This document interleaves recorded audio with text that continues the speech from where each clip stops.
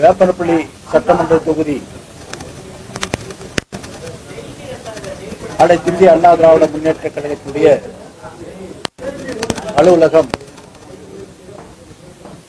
கழகத்தினுடைய மாவட்ட செயலாளர் திருமிகு அசோக்குமார் சட்டமன்ற உறுப்பினருடைய தலைமையில்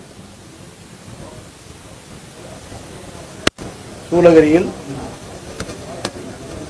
அலுவலகம் திறக்கப்பட்டிருக்கிறது என்பதை மகிழ்ச்சியுடன் தெரிவித்துக் கொள்கிறேன்.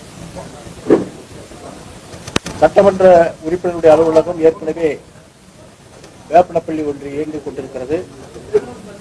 ஒட்டுமொத்த தொகுதியினுடைய கட்சி அலுவலகமாக சூளகிரியில் இந்த அலுவலகத்தை மாவட்ட கழக செயலாளருடைய தலைமையிலே திறக்கப்பட்டிருக்கிறது என்பதை மகிழ்ச்சியோடு தெரிவித்துக் கொள்கிறேன்.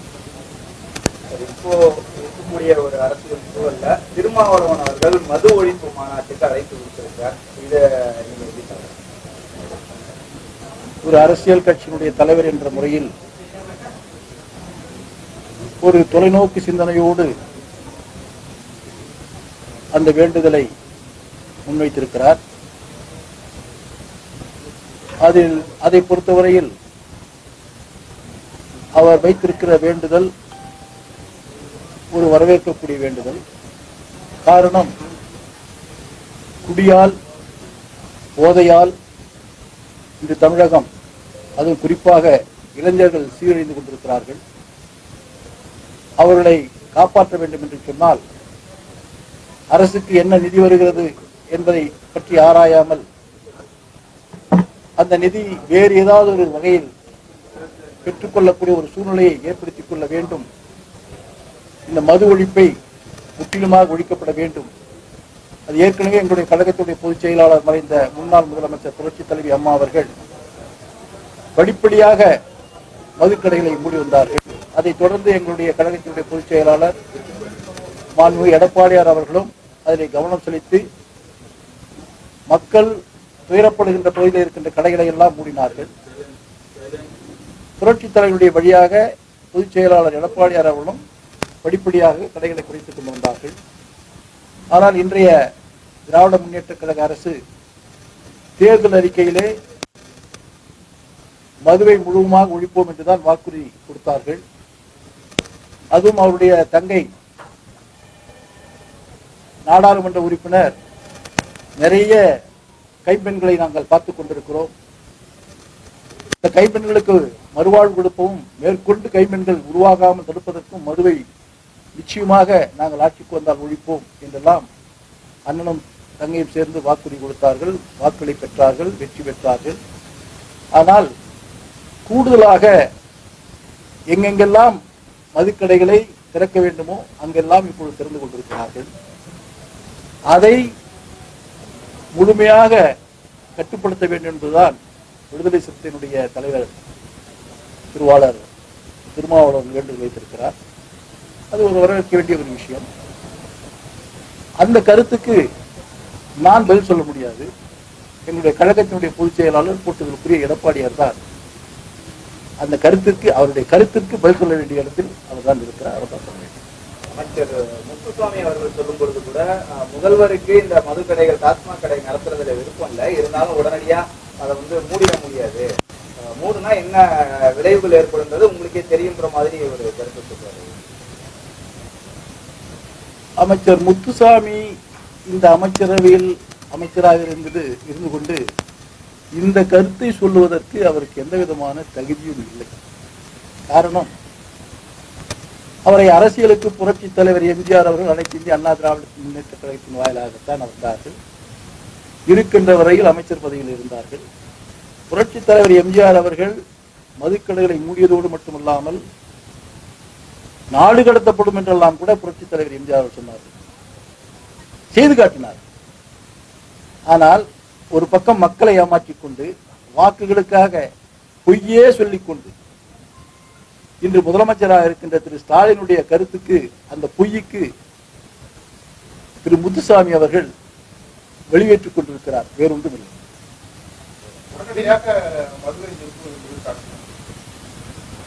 உடனடியாக மதுவை நிறுத்துவது என்பதை விட நீண்ட காலமாக பழக்கத்தில் உள்ள ஒரு வஸ்து.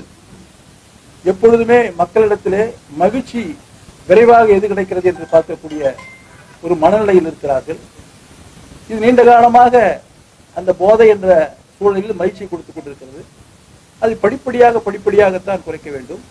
அது எந்த அரசு ஆட்சிக்கு வந்தாலும் முழு மனதோடு ஈடுபட வேண்டும். ஏதோ இன்று போராட்டம் நடத்துகிறார் என்பதற்காக நாங்கள் கடைகளோ மூடுகிறோம் என்று சொல்லிவிடக்கூடாது. மற்றவருடைய குரலுக்காக இவர்கள் செவிசாய்த்து ஒரு பதிலை சொல்லக்கூடாது. ஆத்மார்த்தமாக உள்ளுணர்வோடு இந்த மக்களை காப்பாற்ற வேண்டும் என்ற சிந்தனையோடு ஒரு தலைவர் ஆட்சிக்கு வருகின்ற பொழுது அதனால் எந்த அளவிற்கு நஷ்டம் வந்தாலும் அதை ஏற்றுக்கொள்ளக்கூடிய, அதை எதிர்த்து போராடக்கூடிய, அதற்கு மாற்று வரியில் வருவாய் ஏற்படுத்திக் கொள்ளக்கூடிய மனோநிலையில் இருக்கின்ற தலைவர்கள் ஆட்சிக்கு வர வேண்டும். அந்த மனோநிலையில் உள்ள தலைவர் எங்களுடைய பொதுச் செயலாளர் எடப்பாடியார் அவர்கள். நிச்சயமாக அவர் மீண்டும் ஆட்சிக்கு வருகின்ற பொழுது மது கொள்கையில் மாற்றம் இருக்கும் என்பதை நான் தெரிவிக்கிறேன்.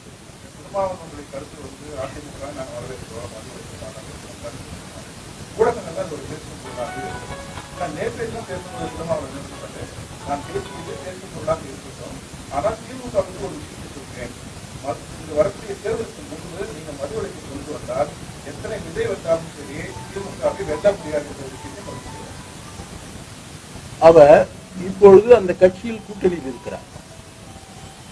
ஒரு அரசியல் கட்சி தலைவர் என்று வருகின்ற பொழுது இருக்கின்ற நிலையில் உள்மனதிலே இருந்து சொல்லுகின்ற ஒரு கருத்து எதிரிகளுக்கு சாதகமாக வருகின்ற நேரத்தில் உடனிருப்பவர்களுக்கு அது பாதிப்பு வருகின்ற என்ற நிலை வருகின்ற பொழுது தன்னை சுதாரித்துக் கொண்டு அவர்களையும் விட்டுவிடக் கூடாது என்பதற்காக சொல்லுகின்ற கருத்து. ஆக இது போன்ற மாறி மாறி வருகின்ற பொழுது அவரும் அரசியலுக்காக மாறுகிறாரோ என்ற சந்தேகம் அவருடைய கருத்தின் வாயிலாகவே வருகிறது.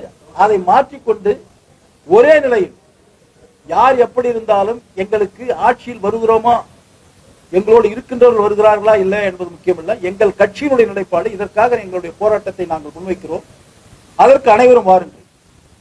எல்லா கட்சியும் அவர் கூப்பிடலாம். இதுல அரசியல் கிடையாது. அவர் கேட்கின்றது நாங்கள் நடத்துகின்ற போராட்டத்திற்கு நீங்கள் வாருங்கள்.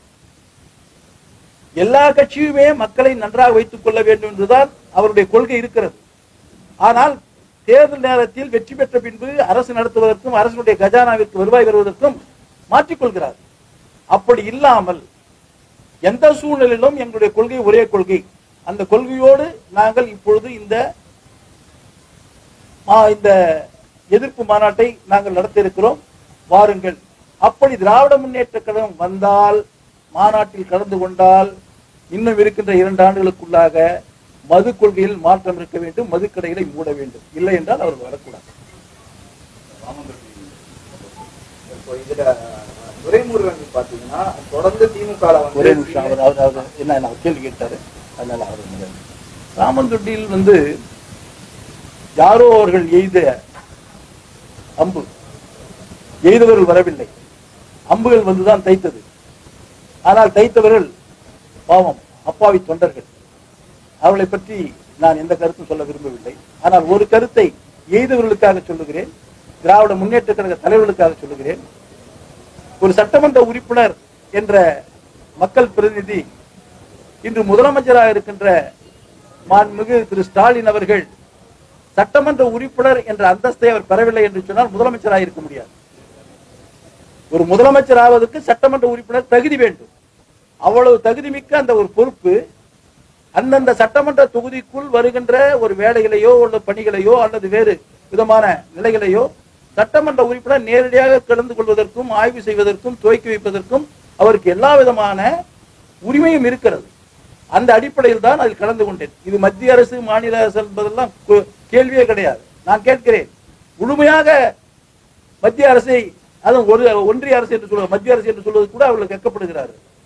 முழுமையான ஒன்றிய அரசை எதிர்க்கின்றவர்கள் இதற்கு மட்டும் எப்படி வக்காலத்தில் வருவாய் வருகிறதா? நான் அப்படித்தானே கேட்க வேண்டும். அது எங்களுடைய பணம் இல்லை, மத்திய அரசு நாங்கள் எதிர்க்கக்கூடிய அரசினுடைய பணம், நாங்கள் வருவதில்லை, நீங்கள் போய் பூஜை போட்டுக் கொள்ளுங்கள் என்று சொன்னால் அவர்கள் உண்மையிலேயே ரோஷக்காரர்கள். அரசியலுக்காக கபட நாடகம், அவருடைய தலைவர் எப்படி பொய் சொல்லி நாடகம் ஆடிக்கொண்டிருக்கிறார்களோ அதே போல இந்த மாவட்டத்தில் இருக்கின்ற தலைவர்களும் கபட நாடகம் ஆடிக்கொண்டிருக்கிறார்கள். அதுதான் உண்மை. ராமன் தொட்டி சம்பவத்திலேயே பார்த்தா உங்களுக்கு எதிர்ப்பு தெரிவிச்சாங்க. அதே போல பல இடங்கள்ல வந்து அந்த சட்டமன்ற உறுப்பினர்கள் இல்லாம மாவட்ட செயலாளர்கள் போய் திட்டங்களை துவங்கி வைக்கக்கூடிய சம்பவம் இருக்குது. குறிப்பா ராமன் தொட்டிலே ஒரு பேருந்து விடும் பொழுது அந்த பேருந்தை வந்து மாவட்ட செயலாளர் வந்து கொடியசைச்சு துவங்கி வைக்கலன்ற ஒரு காரணத்துக்காக திரும்ப போன சம்பவங்கள்லாம் உண்டான காலகட்டத்தில் நடக்குது. அதாவது இன்றைய ஆட்சி ஒரு செயல்படாத ஆட்சி என்பதற்கு பல உதாரணங்கள் இருக்கிறது. நம்முடைய மாவட்டத்தில் எடுத்துக்கொள்ளலாம். நீங்கள் அந்த பேருந்து விடுவது, அரசு அதிகாரிகள் அவருடைய கடமையை செய்ய வேண்டும். அரசு அதிகாரிகள் அரசின் வாயிலாகத்தான் பேருந்தை விடுகிறோம். அங்க அந்த தொகுதியிலே அந்த சட்டமன்ற உறுப்பினரோ பிரதிநிதியோ அல்லது அந்த பகுதியிலே இருக்கின்ற மக்கள் பிரதிநிதியோ கலந்து கொண்டால் கலந்து கொள்ளட்டும். இல்லை என்றால் அரசு அதிகாரிகள் ஏற்கனவே திட்டமிட்டபடி அதை விட வேண்டும். அதை நிறுத்துகிறார் என்று சொன்னால் அரசு அதிகாரிகளை கட்டுக்குள் திராவிட முன்னேற்ற கழக தலைவர்கள் வைத்துக் கொண்டிருக்கிறார்கள். இப்பொழுது கூட மாம்பழ கண்காட்சி புரட்சி தலைவி அம்மாவுடைய ஆட்சி காலத்திலே கொண்டு வரப்பட்டது. விவசாயிகளுடைய நலன் கருதி விவசாயிகளுக்காகவே இந்த மாம்பழ கண்காட்சி கொண்டு வரப்பட்டது. குறிப்பாக கிருஷ்ணகிரி மாவட்டத்தில் மிகப்பெரிய விவசாயம் செய்யக்கூடிய விவசாயிகள் இருக்கின்ற காரணத்தினால் அந்த விழா ஒன்று வருடத்திற்கு மே மாசமோ ஜூன் மாசமோ எடுத்து விழாவாக இருக்கும். விவசாயிகளை கூட்டிட்டு கௌரவப்படுத்துவார்கள். விவசாயம் என்ற கருத்தரங்குகள் நிறைய இருக்கும். அப்படி நடத்திய அந்த விழாவே கூட இந்த ஆட்சியில் இப்பொழுது இன்னுமே நடக்கவில்லை. மாம்பழ சீசன் போய் முடிஞ்சு போச்சு. முடிஞ்சு 3 மாசம் ஆகுது. இப்ப மாம்பழ கண்காட்சி 2 முறை தள்ளி வச்சாங்க, 3வது முறையும் தள்ளி வச்சாங்க. அப்புறம் காலையில 11 மணின்னாங்க, இப்ப 3 மணின்றாங்க.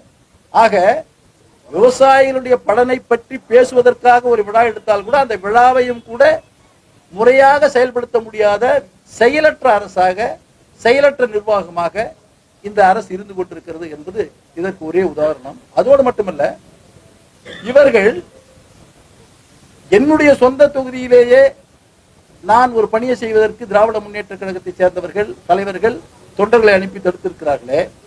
ஊத்தங்கரை சட்டமன்ற தொகுதியில் சட்டமன்ற உறுப்பினர் பள்ளி மாணவர்களுக்கு சைக்கிள் கொடுக்க வேண்டும் என்று சொல்லுகிறார்கள். நான் வருகிறேன் என்று சொல்லுகிறார். ஆனால் அந்த கல்வி நிர்வாகம் அந்த தேதியில் குறிப்பிடாமல் இப்பொழுது வேலை இருக்கிறது, 2 நாள் கழித்துக் கொண்டு வைத்துக் கொள்ளலாம் என்று சொல்லிவிட்டு அதுக்கு அடுத்த நாள் பர்கூர் சட்டமன்ற உறுப்பினர் போய் சைக்கிளை விடுகிறார். அவர் வருத்தப்பட்டு சொல்லுகிறார். என்ன சொல்லுகிறார் என்று சொன்னால், நான் ஒரு ஆதி திராவிட சமூகத்தை சேர்ந்தவன், நான் சட்டமன்ற உறுப்பினராக இருப்பது எங்களுக்குரிய மரியாதையை இந்த அரசு கொடுப்பதில்லை, இந்த மாவட்ட நிர்வாகம் கொடுப்பதில்லை என்று வேதனையோடு சொல்லுகிறார். அடுத்த முறை வந்தால் பார்த்துக் கொள்ளலாம் என்று அவருக்கு சமாதானப்படுத்தி இருக்கிறோம். திமுகவில் வந்து சீனியர் ஜூனியர் பிரச்சனை வந்து ஒரு பனிப்போர் மாதிரியே இருக்கிறதா பார்க்கப்படுது. குறிப்பா துரைமுருகன் அவர்கள் நேற்று பேசும்பொழுது கூட இளைஞர்கள் அதிக அளவுல வரணும், ஆனா வந்த உடனே எதையும் எதிர்பார்த்து வராதிங்க, கொஞ்சம் காத்திருங்க, அதுக்காக உழைச்சவங்க சீனியர்லாம் நிறைய பேர் இருக்கிறாங்க, குடும்பங்கள்லாம் விட்டு உழைச்சவங்க இருக்கிறாங்க அப்படின்ற ஒரு கருத்தை தெரிவிச்சிட்டாரு. இதற்கு முன்னதாகவே வந்து உதயநிதி ஸ்டாலின் வந்து ரஜினி பேசின கருத்தை வரவேற்றிருக்காருன்ற போது இந்த இடத்துல கருத்தை எப்படி பார்க்க? ஏற்கனவே நான் சொன்னேன், திரு துரைமுருகன் அவர்கள் திராவிட பாரம்பரியத்தில் வந்தவர். அதோடு அவருக்கு என்று அரசியல் பின்புலம் கிடையாது. அவராகவே கல்லூரியில் படித்து மாணவர் பருவத்திலிருந்து போராடி அந்த இடத்திற்கு வந்திருக்கிறார். உதயநிதி ஸ்டாலினை போல சினிமாவில் நடித்துவிட்டு அடுத்த நாளே துணை முதலமைச்சருக்கோ அல்லது அமைச்சருக்கோ அவர் வரவில்லை. அப்படி போராடி வந்த காரணத்தினால்தான் 2ஆம் இடத்திலே இருக்கின்ற தனக்கு கிடைக்க வேண்டிய அந்த வாய்ப்பை வாரிசு என்ற ஒரே காரணத்திற்காக ஏற்கனவே முதலமைச்சராகக்கூடிய வாய்ப்பை திரு ஸ்டாலின் அவர்கள் தட்டி பறித்து விட்டார்கள். சரி, அதுதான் போகட்டும், அடுத்த நிலையில இருக்கின்ற துணை முதலமைச்சராவது நமக்கு கிடைக்காதா என்று நினைக்கின்ற பொழுது தந்தை போலவே மகனும் அடுத்த வாரிசாக உதயநிதி ஸ்டாலினை துணை முதலமைச்சராக கொண்டு வருவதற்கு அவர் முயற்சி செய்கிறார். அழுத்தம் இருக்கிறது, என்னால் இன்னும் கனி பழுக்கவில்லை என்று சொல்லிவிட்டு சென்றிருக்கிறார். அப்படி என்றால் என்ன அர்த்தம்? இவரே அதை பழுக்குவதற்கு இந்த மாம்பழத்துல ஒரு மருந்து வைப்பாங்க சீக்கிரம் பழுக்கிறதுக்கு. அது மாதிரி மற்ற இருக்கிற சீனியர்கள் எல்லாம் இந்த மருந்தை வச்சு நீங்க சொல்லியான்றாங்க. ஒரு பக்கம் துரைமுருகன் சொன்னாலும் மறுபக்கம் அவருடைய மனசாட்சி உறுத்துகிறது. இந்த வயதில் திராவிட கொள்கையோடு வாழ்ந்து வந்த திரு துரைமுருகன் அவர்கள் கொள்கை ரீதியாக ஒரு கருத்தை சொன்னார். என்னை வளர்த்தவர் எம்ஜிஆர் என்றாலும் கூட எனக்கு தலைவர் கருணாநிதி தான் என்று கொள்கை முழக்கமிட்ட திரு துரைமுருகன் அவர்கள் கொள்கை முழக்கமிட்ட அவர் கொள்கையோடு இப்பொழுது சொன்ன கருத்தின் அடிப்படையில் எந்த சூழ்நிலையிலும் சீனியர்களுக்குத்தான் கொடுக்க வேண்டும், உதயநிதிக்கு கொடுக்கக்கூடாது என்று ஒரு குரல் கொடுத்தால் இந்த திராவிட இயக்கத்திற்கு அவர் கௌரவப்படுத்துவார் என்று நான் கருதுகிறேன். பள்ளிகள்ல சிறப்பு முகாம்கள்ன்றது ஒரு பெரிய சர்ச்சையாகவே இருக்குது. நம்ம மாவட்டத்துல என்சிசி முகாம் நடத்தப்பட்டதுல கிட்டத்தட்ட ஒரு 17 பேர் கைது செய்யப்பட்டிருக்காங்க. இதுக்கு இடையில பார்த்தா ஒரு பள்ளியில வந்து அசோக் நகர் பள்ளியில மகாவிஷ்ணுன்றவர் ஒரு மத போதனை செஞ்சிருக்காரு. அவர் பேச்சிலேயே பார்த்துக்கலாம், அதாவது போன ஜென்மத்துல பாவம் பண்ணவங்க இந்த ஜென்மத்துல மாற்றுத்திறனாளிகளா இருப்பாங்கன்ற கருத்து அடிப்படையில அவர் மேல விசாரணை நடக்குது. அவர் கைது செய்யப்பட்டிருக்கிறார். தமிழகத்தை பொறுத்தவரையில் இந்திய துணைக்கண்டத்திலேயே அரசியல் ரீதியான விழிப்புணர்வு ஏற்பட்ட ஒரு மாநிலம். அப்படி அரசியல் ரீதியான விழிப்புணர்வு எப்படி ஏற்பட்டது என்று சொன்னால், தந்தை பெரியார் அவர்கள் மூட நம்பிக்கையோடு வாழ்ந்து கொண்டிருக்கின்ற ஏழை எளிய விவசாயிகள், கூலி தொழிலாளர்கள், எந்த சமூகமாக இருந்தாலும் ஒரு உயர் சாதிக்கு அடிமைகளாக இருந்து கொண்டு வாழ்ந்து கொண்டிருக்கிறீர்களே என்பதை உணர்த்தி அந்த அடிமை வாழ்க்கையை உடைத்தெறிந்து பகுத்தறிவு சிந்தனையை ஏற்படுத்தி, அந்த பகுத்தறிவு சிந்தனை வந்த காரணத்தினால்தான் சாதாரண தொண்டனும் சாதாரண மனிதனும் அரசியலில் ஈடுபடலாம் என்ற ஒரு நிலை வந்து, அந்த நிலைக்கு உரம் கொடுப்பது போல பேரறிஞர் அண்ணா அவர்கள் ஒரு இயக்கத்தை உருவாக்கி அவரின் வாயிலாக ஏழை எளிய கொள்கை பிடிப்போடு இருக்கின்ற தொண்டர்கள் மக்கள் பிரதிநிதியாகி ஆட்சிக்கு வந்த பின்பு தந்தை பெரியாருடைய கொள்கைகளையும் அண்ணாவுடைய கொள்கைகளையும் முன்னிறுத்தி விழிப்புணர்வை ஏற்படுத்தி பகுத்தறிவு சிந்தனையோடு ஆட்சியை நடத்தி கொண்டிருக்கின்ற காரணத்தினால்தான் 50 ஆண்டு காலம் இந்த இயக்கம் இருந்து கொண்டிருக்கிறது, ஆட்சியில் இருந்து கொண்டிருக்கிறது. இதிலே மீண்டும் 2000 ஆண்டுகளுக்கு முன்பாக அடிமைகளாக வாழ வைப்பதற்குரிய வாய்ப்பை உருவாக்கி கொடுத்து நம்ம எல்லாம் அடிமையாக இருந்தவர்கள் இது போன்ற சில சில்லறை தேவதைகளை அனுப்பி ஆங்காங்கே பல்வேறு விதமான கருத்துக்களை சொல்லி மீண்டும் விழிப்புணர்வு பகுத்தறிவு சிந்தனையோடு இருக்கின்ற இளம் சிறார்களை பழைய பழக்க வழக்கங்களுக்கு செல்வதற்கு எடுத்து செல்வதற்கு முயற்சி செய்கிறார்கள். அவர்களை இவரோடு மட்டும் அடையாளம் கண்டு நிறுத்திவிடக் கூடாது. இவருக்கு பின்புலமாக இருக்கின்றவர்கள் யாராக இருந்தாலும் அவர்களை தூக்கி போட்டு மிதித்து சிறைக்கு அழைத்து செல்ல வேண்டும். ஏனென்று சொன்னால் இன்று தமிழகம் பல்வேறு வகையில் உலக அளவிலே முன்னிலையில் இருக்கிறது என்று சொன்னால், பகுத்தறிவு சிந்தனை மக்களுக்கு போதித்து அந்த பகுத்தறிவு சிந்தனையின் அடிப்படையில் கல்வி கற்ற காரணத்தினால் இன்று இவ்வளவு உயரத்திற்கு தமிழகத்திலே இருக்கின்றவர்கள் உயர்ந்திருக்கிறார்கள். மீண்டும் அந்த பிற்போக்கான சிந்தனை உடையவர்கள் அடையாளம் காண்டு அவர்களை ஒதுக்க வேண்டும் என்பதுதான் என்னுடைய கருத்து. மதுரை ஒழிக்க பாமக தான் முடியும், அதை பற்றி பேசுவதே தகுதியான பாமக. நீண்ட காலமாக அவர் போராடி கொண்டிருக்கிறார், மாற்று கருத்தில்லை. ஏனென்று சொன்னார், ஐயா ராமதாஸ் அவர்கள் நீண்ட காலமாக போராடி கொண்டிருக்கிறார். அவர் ஒரு சமூக சிந்தனையோடு ஒரு இனத்திற்காக அவர் ஆரம்பித்த அந்த போராட்டம், அந்த இனத்து மக்கள் குடிபோதையால் மாண்டு வருவதைக் கண்டு துயர்பட்டு அதற்கு குரல் கொடுத்துக் கொண்டே இருக்கிறார். ஆனால் அதற்கு அவருக்கு மட்டும் அது உரிமை இல்லை. சிந்திக்கின்ற எந்த தலைவனுக்கும் அதை எடுத்து போராடுவதற்குரிய உரிமை இருக்கிறது. அவருக்கு ஆரம்பத்தில் சொன்னார், வரவேற்கிறோம். இவர் சிறிய வயதுக்காரர். யார்? திரு திருமாவளவன் அவரை விட வயதிலே கிட்டத்தட்ட 20-25 ஆண்டுகள் சிறியவராக இருப்பார். அந்த வயது வித்தியாசம் வருகிறார். இளைஞராக இருக்கும் போது அந்த கருத்தை சொன்ன கருத்தை தான் இப்பொழுது இவர் சொல்லிக் கொண்டிருக்கிறார். ஆக 2 தலைவர்களும் தன் சமூகத்திலே இருக்கின்ற மக்கள் இந்த குடியால் அவதிப்படுகிறார்கள், அழிந்து கொண்டிருக்கிறார்கள் என்று அவர்களை காப்பாற்றுவதோடு மட்டுமில்லாமல் இந்த சமூகத்தை காப்பாற்றுவதற்கு முயற்சி செய்கிறார்கள். எனவே ஐயா அவர்கள் போராட்டமும் ஒரு மக்களை காப்பாற்றக்கூடிய போராட்டம் தான். திரு திருமாவளவன் என்று முன்வைத்திருக்கிற இந்த நிகழ்ச்சியும் அடித்தட்டு மக்களை காப்பாற்றக்கூடிய ஒரு போராட்டம் தான். அதற்கு எப்பொழுதுமே அண்ணா திராவிட முன்னேற்ற கழகம் இந்த குடியிலிருந்து விடுபடுவதற்கு உறுதுணையாக இருந்து கொண்டிருக்கிறது. அதற்கு புரட்சி தலைவர் பல்வேறு விதமான சட்டங்களை கொண்டு வந்தவர். புரட்சி தலைவி அம்மா அவர்கள் கட்டம் கட்டமாக கடைகளை குறைத்தவர். அதை தொடர்ந்து எடப்பாடியார் அவர்களும் குறைத்துக் கொண்டிருக்கிறார். எதிர்காலத்தில் நிச்சயமாக அது ஒரு நல்ல முடிவுக்கு வரக்கூடிய அளவிலே நாங்களுடைய ஆட்சியில் இருக்கும் என்பதை தெரிவித்துக் கொள்கிறேன். தமிழக முதல்வர் வந்து அமெரிக்க பயணம் 7,000 கோடி துபாய் சிங்கப்பூர் போய் முன்னேறி கொண்டு வந்தோம் கேள்விக்குறி வந்திருக்கான்னு கேள்விக்குறாங்க. இந்த பாயிண்ட் எப்படி பார்க்குறேன்?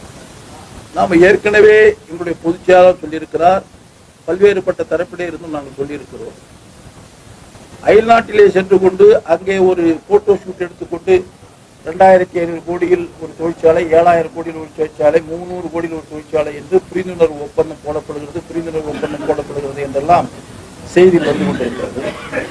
புரிந்துணர்வு ஒப்பந்தம் நீங்களும் போடலாம், நானும் போடலாம். அது செயல்பாட்டுக்கு எப்பொழுது வருகிறது என்பதுதான் முக்கியம். இந்த 3 ஆண்டு காலத்தில் இந்த புரிந்துணர்வு ஒப்பந்தம் வெள்ளை அறிக்கையாக கொடுங்கள் என்று நாங்கள் கேட்கிறோம். அப்படி புரிந்துணர்வு ஒப்பந்தம் முழுவதுமே செயல்பாட்டுக்கு வருவதற்குரிய வாய்ப்பு இல்லை. பல்வேறு தொழில் முனைவோர்கள் சந்தர்ப்ப சூழலின் காரணமாக அந்த தொழிலை தொடங்குவதற்குரிய பொருளாதார ரீதியோ அல்லது சுற்றுப்புற சூழல் ரீதியோ அல்லது வேறு ஏதோ காரணத்தினால் கூட நிறுத்தி வைக்கலாம். ஆனால் தான் நாங்கள் கேட்கிறோம், புரிந்துணர்வு ஒப்பந்தம் எவ்வளவுக்கு போடப்பட்டிருக்கிறது, அது வெள்ளை அறிக்கை. அதை தொடர்ந்து தொழில் முனைவோர் எத்தனை தொழில்களை துவங்கி இருக்கிறார்கள், அது எத்தனாயிரம் கோடி ரூபாய், அந்த எத்தனாயிரம் கோடியுடைய தொழிற்சாலையில் இருக்கின்ற பணியாற்றக்கூடியவர்கள் எவ்வளவு பேர் வேலை வாய்ப்பு கிடைக்கிறது என்பதை வெள்ளை அறிக்கையாக கொடுங்கள் என்று கேட்கிறோம். ஆனால் அந்த கட்சியுடைய தலைவர்கள் இதெல்லாம் போய் கொடுத்துட்டு முடியுமா அப்படின்றாங்க. அதாவது அவர்கள் சொல்லுகின்ற கருத்துக்கு நாம் விளக்கம் கேட்டால் அவர்களுக்கு பதில் சொல்ல முடியவில்லை என்றால் எல்லா தலைவருமே பொய் பேசுகிறார்கள், தான் தோன்றித்தனமாக பேசுகிறார்கள், கடுமையான விமர்சனம் செய்கிறார்கள். அவர்தான் அவர்களுடைய நிலைப்பாடு. வேற என்ன செய்ய முடியும்?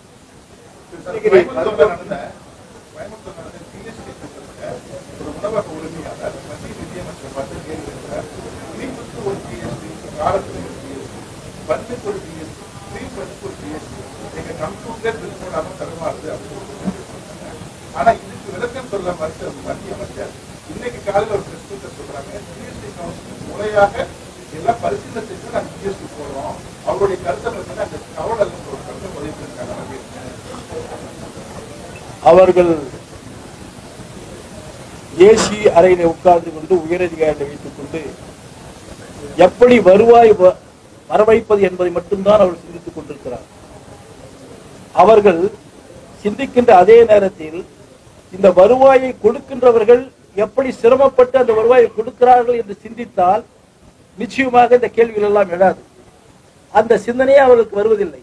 ஒரு உதாரணத்துக்கு சொல்லுகிறேன். நம்முடைய கிருஷ்ணகிரி டோல்கேட் 2011 அது உபயோகத்திற்கு வந்தது.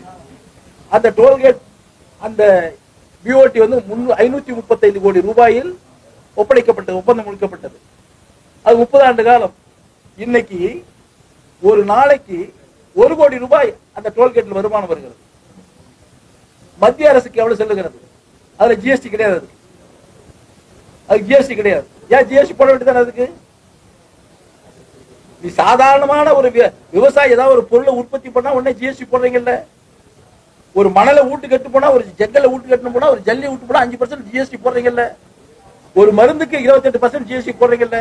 உயிர்காத்து மருந்துகளுக்கு 18% போடுறீங்கல்ல. இது போக்குவரத்துல வந்து ஒரு நாளைக்கு ஒரு டோல்கேட், கிருஷ்ணகிரி டோல்கேட்ல 1 கோடி ரூபாய் வருமானம் வருகிறது. 535 கோடி ரூபாய், கிட்டத்தட்ட 30 ஆண்டுகள். ஒரு நாளைக்கு 1 கோடி ரூபாய் வந்துச்சுன்னா வருஷத்துக்கு 365 கோடி ரூபாய் வருது. 30 வருஷத்துக்கு கணக்கு போடுங்க, 9,000 கோடி ரூபாய் வருது. இதனுடைய லாபம் எல்லாம் எங்க போகுது? யாருக்கு போகுது? எந்த வகையில போகுது? இதெல்லாம் இல்லாம கடந்த மாதத்துல வந்து 5% ஜிஎஸ்டி 5% உயர்த்திருக்காங்க. என்ன கொடுமை! ஏன் இவ்வளவு வருவாய் வருது? மத்திய அரசாகட்டும் இல்ல இந்த மாநில அரசாகட்டும் ஏற்கனவே கொடுத்து கொண்ட ஒரு வண்டிக்கு இவ்வளவுனா அதுல 5% குறைக்க சொல்லணும், 10% குறைக்க சொல்லணும். ஏற்கனவே வருவாய் கூடுதல் 57 கிலோமீட்டர். 57 கிலோமீட்டருக்கு வந்து மெயின்டெனன்ஸ் எவ்வளவு ஆக போகுது? நீ 5 வருஷம் ஒரு தான் மெயின்டெனன்ஸ் பண்ற. இப்பயும் குண்டு குழிமா தான் இருக்கு. நிறைய ஆக்சிடென்ட் ஆயிட்டு இருக்கு. அது ஒழுங்கா மெயின்டைன் பண்ண தெரியறதில்லை.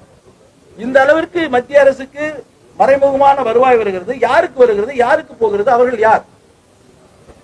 இதையெல்லாம் பார்க்கறது இல்லை. அதனால மத்திய நிதியமைச்சர் 4 பேரை வைத்துக் கொண்டு ஏசி அறையில வைத்துக் கொண்டு எதிரெல்லாம் வருவாய் வர வேண்டும் என்று முயற்சி செய்கின்ற அவருடைய சிந்தனை, கொடுக்கின்றவர்கள் எவ்வளவு சிரமப்பட்டு கொடுக்கிறார்கள், அதிலே இத்தனை விழுக்காடுகள் நாம் போடலாமா அல்லது குறைக்கலாமா என்று சிந்தித்தார் என்று சொன்னால் நிச்சயமாக பொருளீட்டி கொடுக்கின்றவர்களுக்கு சிரமம் குறையும். அதை அவர்கள் சிந்திக்க வேண்டும். ஆனால் சிந்திக்கக்கூடிய இடத்திலே அவர்கள் இல்லை. சென்னையுடைய மெட்ரோ ரயில் இரண்டாவது பகுதியான தமிழக அரசு கேட்ட நிதியை மத்திய அரசு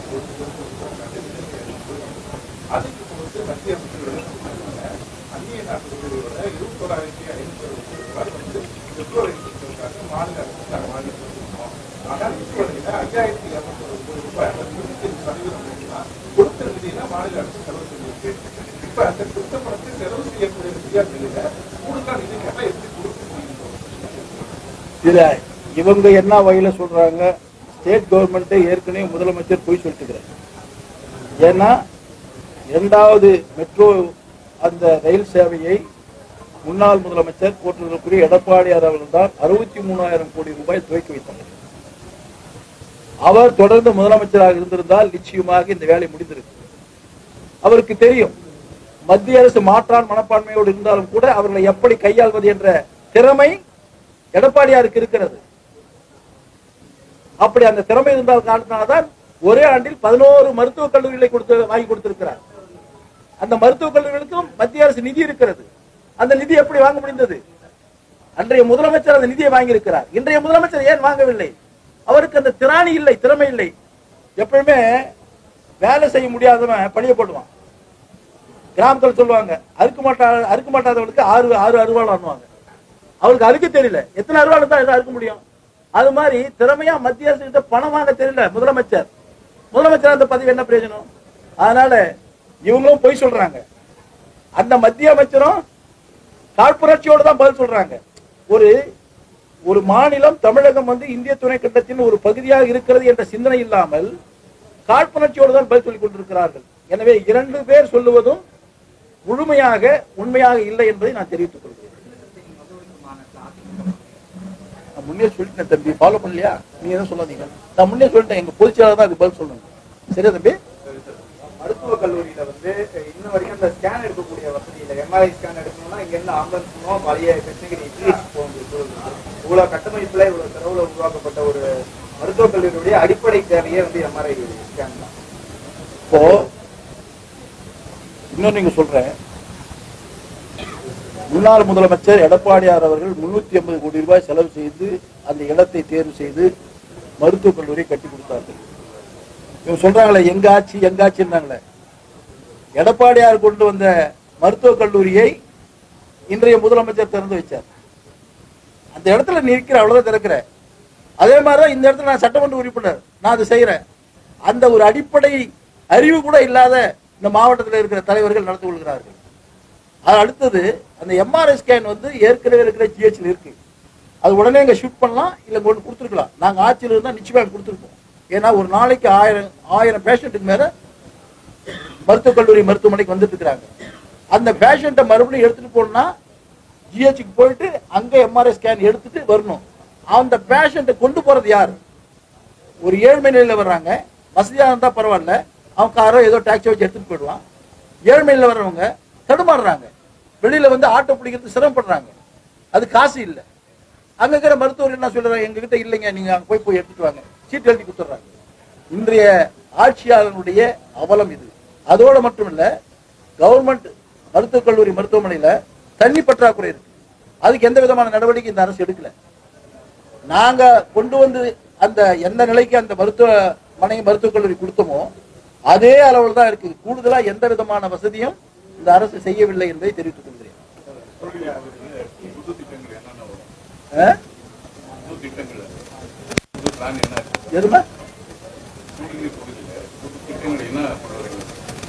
நான் ஒரு சட்டமன்ற உறுப்பினர், நான் வந்து கேட்க தான் முடியும். அரசு எங்களுடைய அரசு இருந்திருந்தா நான் இப்ப சொல்லுவேன். ஏன்னா நிறைய கோரிக்கைகள் வந்து சூளகிரி வேப்பனப்பள்ளி தொகுதிக்கு தேவைப்படுது. நாங்கள் ஆட்சியில் இருந்தோம்னா, ஏற்கனவே நாங்கள் ஆட்சியில் இருக்கும் போது போட்டிருக்கிற எடப்பாடியார் அவர்கள் இந்த பகுதியுடைய விவசாயிகளுடைய நலன் கருதி கொடியாலம் டேம்ல இருந்து லிப்ட் இரிகேஷன்ல 250 கோடி ரூபாய் கிட்டத்தட்ட 30 ஏரிகளுக்கு தண்ணீர் கொடுப்பதற்காக அறிவிச்சாரு. அதே மாதிரி இங்க தூள்செட்டி ஏரிக்கு இப்போ வேலை நடந்துட்டு இருக்கு. அது நாங்க தான் கொண்டு வந்தோம், இவங்க கொண்டு வரல. நிறைய ஏரிகள் நான் சட்டமன்ற உறுப்பினர் என் நிதியிலிருந்து 1 கோடி ரூபாய்க்கு வந்து கீழ்ப்பகுதியில காவாய் எடுத்து நிறைய ஏரிகளுக்கு தண்ணி கொடுத்துட்டு இருக்கோம்.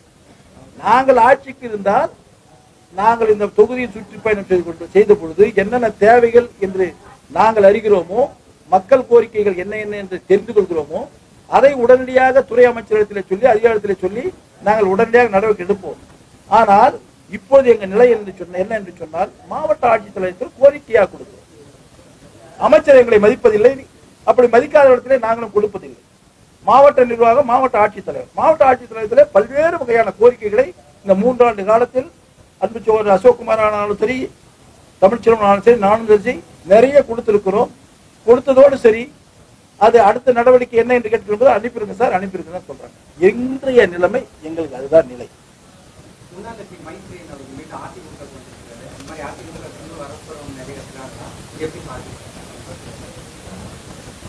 அதாவது எங்கள் இயக்கத்திலிருந்து ஏதோ ஒரு காரணத்துக்காக வெளி சென்ற பின்பு இக்கரைக்கு அக்கறை பச்சைன்னு போவாங்க தெரியுங்களா, அப்படி போனவர்கள் நாம் நம்முடைய தன்மானம், நம்முடைய மரியாதை நம்முடைய தாய் கழகத்தில் தான் இருக்கிறது என்று உணர்ந்து அவர் வந்து கொண்டிருக்கிறார்கள். அவர்களை எங்களுடைய பொதுச் செயலாளர் மனமாற வரவேற்கிறார். நாங்கள் அதை ஏற்றுக்கொள்வோம்.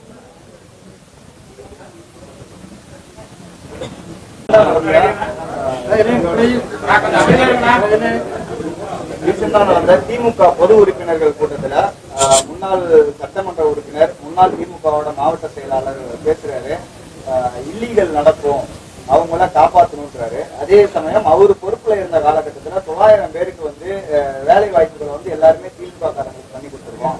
ஆனா இன்னைக்கு இருக்கும்போது பார்த்தா அதிமுக காரங்களுக்கு எல்லாம் வேலை கிடைக்குது அப்படிங்கிற ஒரு கருத்தை பதிவு பண்றாரு.